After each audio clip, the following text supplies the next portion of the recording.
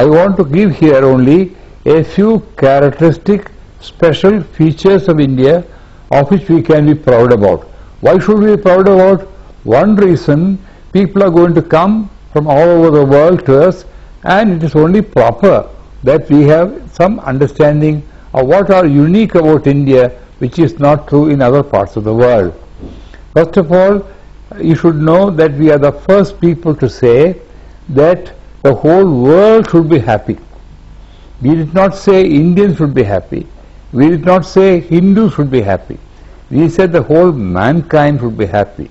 So among the Mahavakyas of India, one Mahavakya is Loka Samasta Sukhino Bhavantu Sarvesham Shanti Bhavatu Sarvesham Mangalam Bhavatu Sarvesham Purnam Bhavatu, which means we consider that the whole world is one family. Vasudhaiva Kudumbakam is a concept unique to India. We consider that whole mankind is one. In fact, this was understood prior to the Christian era. Only later on there was lot of erasement of Indian civilization. The traces of Indian culture can be seen in all parts of the world. A person has found out Sanskrit is the mother of all European languages. Now, 9, 8, Ashta. Dr. Subhash Sharma has written a book showing 1,000 words in foreign languages which have Sanskrit in its origin. It's a pity in some sense that we did not give sufficient importance to Sanskrit after independence. Now, second feature of India is one, that we said the whole world should be happy. Second, we said the whole world is one family.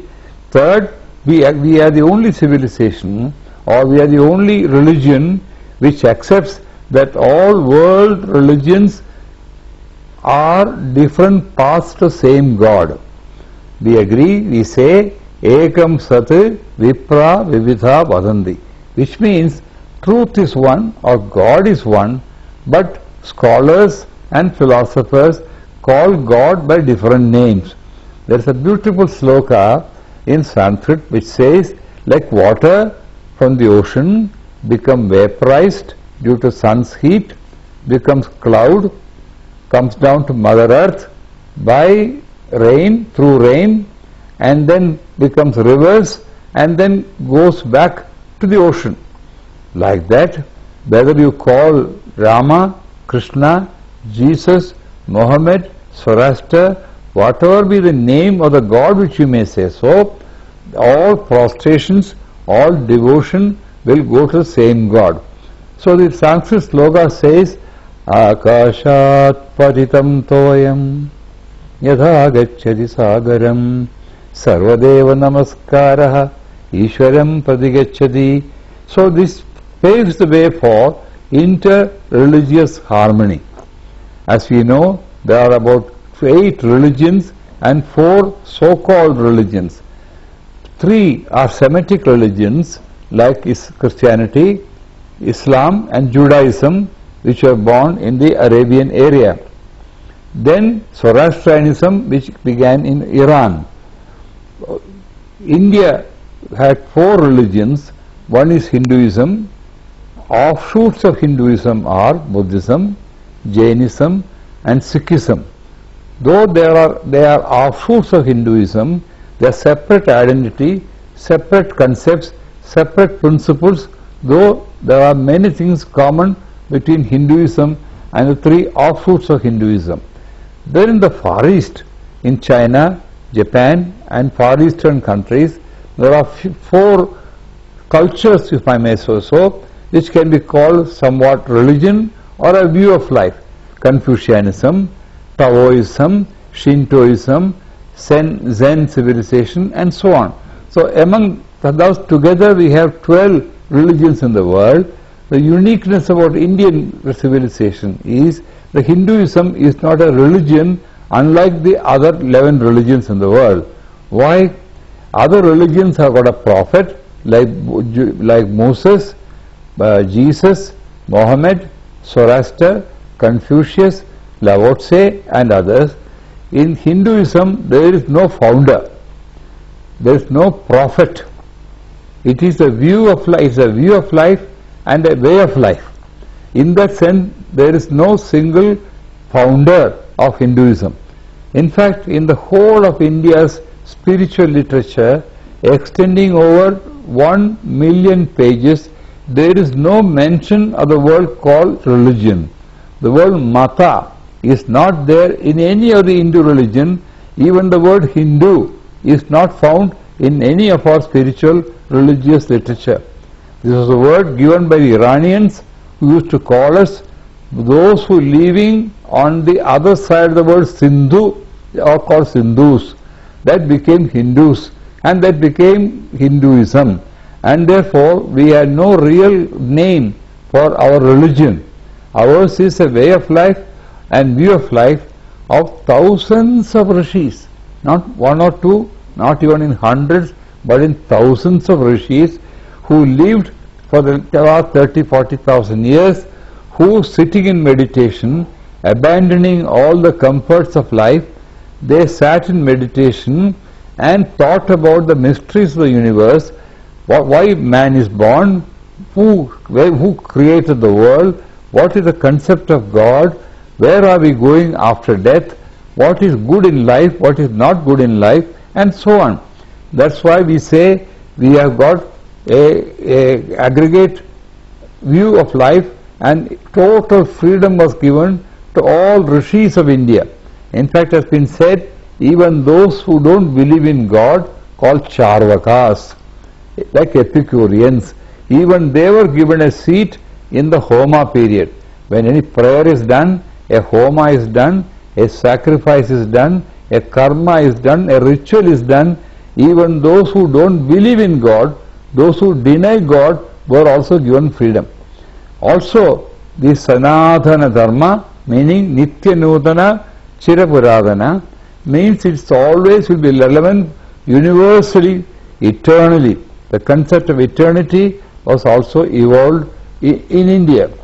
And therefore, the unique feature of our civilization is the freedom given to individuals to conceive God as a saguna, having a name, form, attributes, qualities, etc., or nirguna, without having any attribute, etc., or quality, name or shape. There is a misunderstanding that Hinduism has got thousands of gods, called 33 crore gods and so on. In fact, it's just exactly opposite. In the abstract, esoteric, theoretical concept of Hinduism, the God is ourselves. Aham Brahmasmi, Tat Tvamasi, Prajnanam Brahma, which means the God is within ourselves, which Jesus really said when he declared that kingdom of God is within you.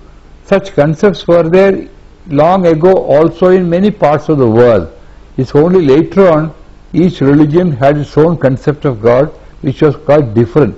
But the understanding to say that all in Hinduism accepts all religions as different paths to the same God. This will lead us to the understanding the whole world should become one.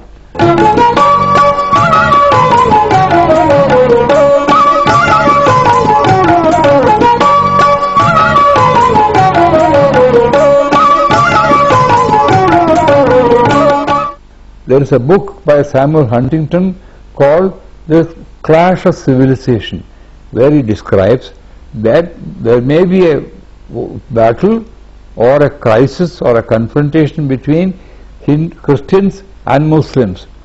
There is another book called Hinduism and Clash of Civilization by Dr. David Strawley. What we want, the whole world should be one. According to Narayana Guru, it doesn't really matter whether you are a Hindu, Christian, Muslim or a Jew. We should have one concept. The man should be a good man. Therefore, there is one concept in God in Hinduism which says, as long as you you speak the truth, have ahimsa, have cleanliness of mind and body, and as long as you are concerned with others, self-restraint, and you lead a ethical, moral life, it's not necessary even to pray to God. So in that sense, we have infinite possibilities of each one taking his own path, his own concept, his own beliefs, his own inclinations towards Godhood or society as a whole. So that's one unique feature of India which is relevant today, because there is this confrontation even within India. There is a Hindu-Muslim problem which we have. There is a problem in the world between Jews and Christians in Palestine, Jews and Mohammedans in Palestine, and therefore India's idea of religion makes it possible for us to have a universal concept. We may differ in attitudes, we may differ in acharas and samskaras, but there are areas in which we can be one. Ekam sat vipra vivitha vadanti. The other unique feature of our civilization, we even accept others to come here. We are the only culture in the world where Jews, when they were driven out of many countries in the world, they came to Cochin seeking refuge, seeking asylum. And the Cochin Maharaja invited them to come and spend their time in India, pray in India, spread their ideas in India. And they said, we want a place to worship our God. So the Hindu king of Cochin divided the Bhagavati temple into two parts. One part will be given to the Jews, the other part was given to the Hindus. And therefore, when some Hindu priest protested that how can we give our Hindu temple to a Mlecha, the king said, according to my goddess, she came in my dream and told me that they are also worshipping me, though they have a different concept of God, different concept about me, and concept about my powers. Similarly, Iranians, Parsis came to India and they were driven out of Iran, the modern Iran. They were driven out by Islam. When they came to India and sought refuge in us, and they said, we shall merge with you, we shall live here just like you, just like water, just like sugar in water.